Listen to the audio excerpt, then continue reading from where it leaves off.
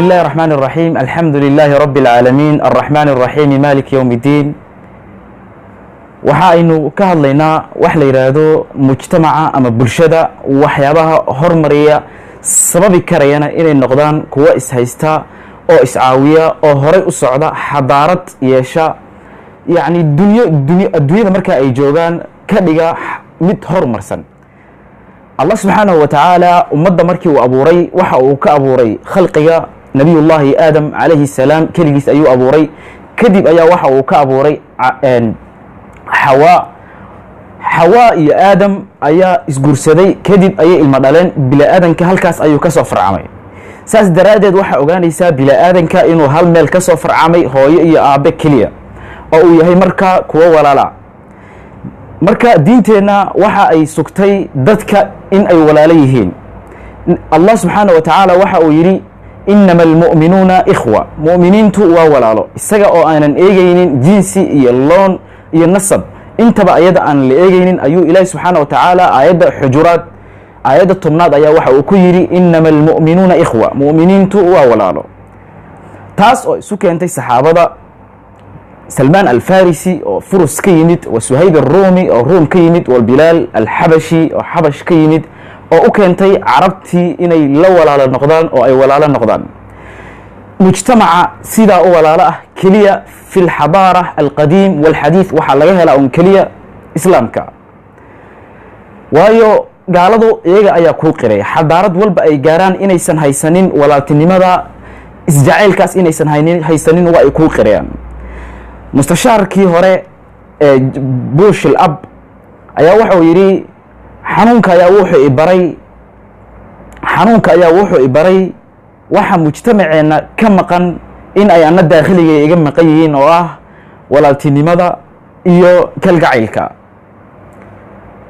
Allah subhanahu wa ta'ala walaalnimada uu muslimiinta walaaleeyay waxa uu uga dhigay nimca oo aayada suuratu al-imran ku jirta aayada 103 waxa uu Allah subhanahu wa ta'ala yiri wadkuru ni'matallahi alaykum id kuntum a'da'an fa'alafa bayna qulubikum فأصبحتم بنعمته إخوانا وكنتم على شفا حفرة الله سبحانه وتعالى isaga oo walaaltinimadii ka hadlayay wuxuu yiri waxaad haydin kuwa cadow ah waanu idin walaalaynay nimcadaas xasuusta mar waliba nabiga sallallahu wa salaamu alayhi awwal mujtamac islaami oo uu dhisay markii uu Madiina yimid oo soo haajiray nabiga sallallahu wa salaamu alayhi waxa uu ka bilaabay masjid inuu dhiso masjidka anjandihii labaad ee ku xigay wuxuu ahaa dadka in la walaaleeyo الله سبحانه وتعالى إساقو مثل رائع كبحشي آيات كجرت سورة الحشر والذين تبوأوا الدار والإيمان من قبلهم يحبون من هاجر إليهم ولا يجدون في صدورهم حاجة مما أوتوا ويؤثرون على أنفسهم ولو كان بهم خصاصة وحيا أي جعلهن أي ولا له تسينيان أو إليهن إذن كوقاتا taas waxaa noogu tusaale ah miثaal aad iyo aad u raacic oo taariikhda islaamka soo maray in uu bulshooyinka kala dhexmarana ay tahay wax mustaxiil ah Abdurrahman bin Auf markii uu soo haajiray nabiga sallallahu wa salaamu alayhi waxa uu la walaaleeyay nin ansaari ah ninkii ansaariga ahaa waxa uu sameeyay ya Abdurrahman bin Auf ayuu ku yiri waxaad ila qaybsataa ehelkayga iyo maalkayga labaxas ayaan leeyahay midii aad rabto oo ku qancisa ka dooro waan ku furayaa waad gursanaysaa maalkaygana waynu qaybsanaynaa nabiga sallallahu alayhi wasallam alayhi laba ayuu saxaabada isugu xiray muhaajiriinta iyo ansaartii Abdurrahman bin Auf walaalkii wacnaa ee lagu xiray saas ayuu u soo bandhigay Abdurrahman bin Auf waxa uu ku jawaabay barakallahu laka fi ahlika wa malika dhullani ala as-suuq anigu waxaan ahay nin ganacsada buu yiri waxaad i tustaa suuqa marka waxaad fahmaysaa mujtamaca waxa dhisi karaya ee hore u wadi karaya inay tahay walaaltinimada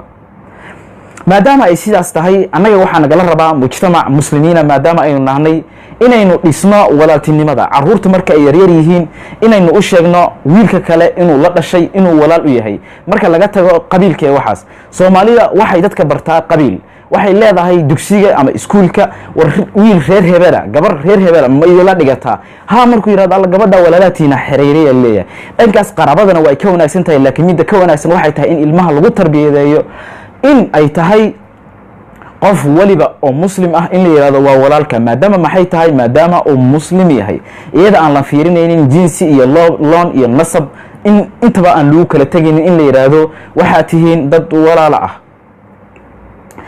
allah subxaanahu wa tacaala meesha uu ku qariray inama almu'minuuna ikhwa bartaas uguma uusan tegin, balse aayadda ku xigta allah subxaanahu wa tacaala waxa uu mu'miniinta ka reebay oo ka xaaraantimeeyey wax waliba oo mu'min ikhwaannimada walaalanimada dumin karaya. allah subxaanahu wa tacaala waxa uu mu'miniinta ka reebaya oo uu ka xaaraantimeynaya in ay isku jeesjeesaan, in qolo kale ku jeesjeesto, in qolo kale ay yeesto. allah subxaanaه wa tacaala waxa uu yidhi yaa ayuha aladiina aamanuu laa yaskar qowm min qowmin casaa an yakunuu khayra minkum walaa nisaء min nisaaءin casaa an yakuna khayra minhuna. dad yaysan dad kale ku jeesjeesin, dumarna yaysan dumar kale ku jeesjeesin, waxaa laga yaabaa in iyagu ka khayr badan yihiin. allah subxaanahu wa tacaala darajooyinka allah subxaanaه wa tacaala lagu kala khayr badanayo maahan adduunyo. allah subxaanaه wa tacaala aayad ayuu ku qariray ina akramakum cinda allahi atqaakum. ka allah subxaanaه wa tacaala idinku khayrka badan oo allah subxana wa tacala agtiisa idinku dhow waa midka idinku cabsida dhow ayuu allah subxana wa tacaala yidhi. calaashaankeeda qofku maal waliba uu haysto, adduunyo waliba uu haysto, ma ahan walaalkiis inuu yeso, ma ahan walaalkiis inuu ku jeesjeeso. allah subxaanaه wa tacaala halkaas ugama uusan harin, balse waxa uu sii raaciyey in ay haddana alqaab aan la isugu yeerin, naynays xun, magac xun inaan la isugu yeerin. allah subxana wa tacala wuxuu walaa tanaabazuu bilalqaab bi'sa alismu alfusuuqu bacda aliimaan waman lam yatub fa ulaa'ika hum aldaalimuun. allah subxana wa tacaala meeshan waxa uu ku qariray xataa qofkii qof aanan magac xun ugu yeera oo aanan ka toobad keenin inuu daalim yahay. allah subxaana wa tacaala aayadda ku xigta waxa uu kusii sheegayaa isaga oo allah subxaana wa tacaala wax waliba oo in ay ummaddaasi noqdo ummad ishaysata, ummad midaysan sababi karaya ayuu alla subxaana wa tacaala na amraya. waxa uu naga reebaya wax waliba oo sababi karaya inay ummaddu infikaak uu ku dhaco, ay kala tagto, ay hadhow ummaddaasi noqoto ummad iyagu isku soo jeesta. alla subxaana wa tacaala waxa uu diidan yahay walaalkeen inaanu mala xun aanu ka malayno. qof ayaanu walaalanahnay, waxa aynu ka malaynaynaa mala xun, malahaas alla subxaana wa tacaala waa uu naga reebaya oo wuxuu yihi yaa ayuha aladiina aamanuu ijtanibuu kahiira min adanni ina bacda adanni ihmun waa dembi. waxaa lasii raacinayaa inaynu qof xamanno, inaynu walaalkeen xamanno, inaynu waxun ka sheegno, inuusan wax un u ogeyn aynu u xambaarino. walaa yaktab bacdukum bacda ayuu ilahi subxana wa tacaala yidhi. halkan ilaahay subxaana wa tacaala waxa uu ka bixiyey mathal raa'ic jiddan ah. mathal waxaa waaye qofkii caqli leh uu ku tusaalan qaadan karayo uuna ka harayo. wuxuu yidhi ayuxibu axadukum an ya'kula laxma akhiihi maytan fakarihtumuuh.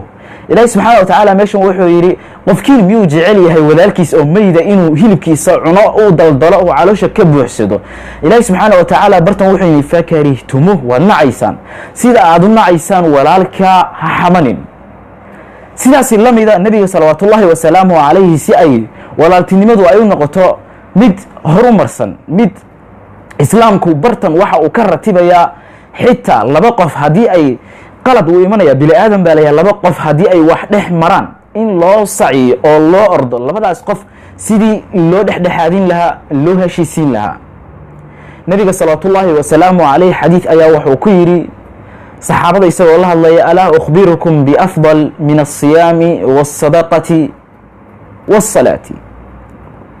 ma idiin sheegaa wax idinka khayrka badan soonka iyo salaada iyo sadaqada, dabcan mida sunnada ah. saxaabadu waxay yidhahdeen haa yaa rasuul allah, noo sheeg. rasuulka salawatu ullahi wasalaamu caleyh bartan wuxuu yidhi alislaax daati lbayn, kuwa markaas ay wax dhex maraan in la islaaxiyo.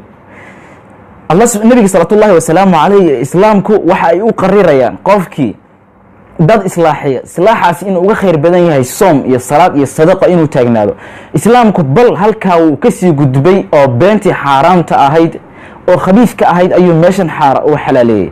nebigu salawaatu ullaahi wasalaamu caleyh fii xadiisin saxiixin waxa uu ku yidhi qofka wax islaaxinaya laysa kadaaban, ma ahan beenaale, waayo dad ayuu islaaxinayaa. been buu laba qof u kala sheegayaa si ay labadaas qof ay isugu soo dhowaadaan. beenta uu sheegay been ma noqonayso maadaama uu islaaxinayo oo isu keenayo laba qof oo walaalo ah oo isdagaalay oo kala tegey. islaamku meesha meel ka sii fog ayuu uu gaarsiiyey oo wuxuu ka ratibay xuquuq waajib ah oo qof waliba laga rabo inuu ilaaliyo xuquuqdaas iyo waajibaadkaas oo calaaqada si ay u joogto. nebigu salawaatu ullaahi wasalaamu caleyh wuxuu yidhi laa taxaasaduu walaa tadaabaruu walaa tabaaqaduu walaa yabiic bacdukum bayca bacdin. ha isxasdina, ha isku dabarjeedinina, ha isku xanaaqinina, midkiin yuusan eybinin walaalkiis beyciisa. micnaha maxaa laga wadaa? walaalkiis beyciisa qof ayaa qof wax ka gatay, qof kale inuu soo ordo uu yidhaahdo war qofkan waxa mooxa uu kaa gaday isaga celi, aniga ayaa intuu kaa gaday in ka yar kaa siinaya. waxay keeni karaysaa xaasidnimo iyo buqdi iyo caro in la isku qaado. nebiga salawaatullaahi wasalaamu calayhi meeshan waa u reebay, islaamkuna waa u reebay si ay walaaltinimadu u jirto. halka islaamku waa uu ka sii rafciyey nebigu salawaatullaahi wasalaamu calayh, wuxuu yidhi almuslimu akhu lmuslim, walaalku muslimku muslimka kale walaal ayuu u yahay. laa yadlimuhu ma dulmiyo, walaa yaxqiruhu ma xaqiro. oo nebigu sal slam wuxuu leeyahay bixasabi imri'in qof waxaa ugu filan shar inuu walaalkiis xaqiro.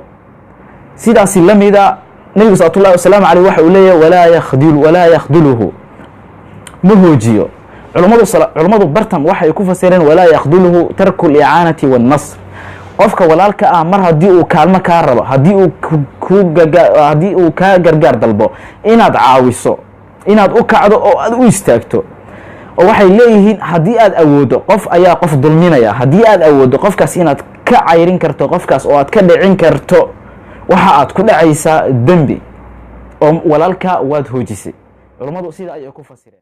nebiga salawaatullaahi wasalaamu calayhi xadiid kale waxa uu kaga hadlayaa mu'miniintu inay isku gargaaraan oo la noqdo mujtamaca kale u hiiliya. qof maanta haddii uu qof waddada u istaago uu wax ka qaadanayo, qof haddii uu qof dulminayo, in mujtamacaasi dhan uu qof kale u kaco oo labada qofba loo gargaaro. rasuulka salawaatullaahi wasalaamu calayh waxa uu yidhi ansur akhaaka daaliman aw madluuma, walaalkaaga haddii uu daalim yahay iyo haddii uu madluum yahayba labadaba u gargaar. saxaabi ayaa istaagay wuxuu yidhi yaa rasuula allah waanu u gargaaraynaa haddii uu daalim yahay, laakiin afara'ayta idaa kaana haddii uu madluum yahay waynu u gargaaraynaa, laakiin afara'ayta idaa kaana daaliman fakayfa nansuruhu. haddii uu madluum yahay wabaynu u gargaaraynaa oo la dulmiyey isage, laakiin qof wax daalima isaga see u gargaaraynaa? rasuulku salawaatullaahi wasalaamu caleyh wuxuu yidhi tamnacuhu can idulmi, dulmiga ayaad ka reebaysaa, fadaaka nasruhu. marka mujtamac islaami ah waxaa lagu yaqaanaa in ay dhexdoodu isku kaalmeeyaan, inay iscaawiyaan, inay noqdaan mujtamac midba midka kale u caawiyo oo uu dulmiga ka celiyo, midba mid kale u arko inuu yahay walaalkiis. marka waxaa la rabaa, waa ay nagu yaraatay baryahan dambe, laakiin waxaa la rabaa inaynu hadeerto aynu kor u qaadno, dadka aynu ku tarbiyadayno inay dadku walaalo yihiin, marka laga tago nasabka iyo cirqiga, marka laga tago in sida kale loo yahay u walaalo. waxaan idiin rajeynayaa dhammaantiin inaad faa'iidaysateen. wassalaamu calaykum waraxmat ullaahi wabarakatu.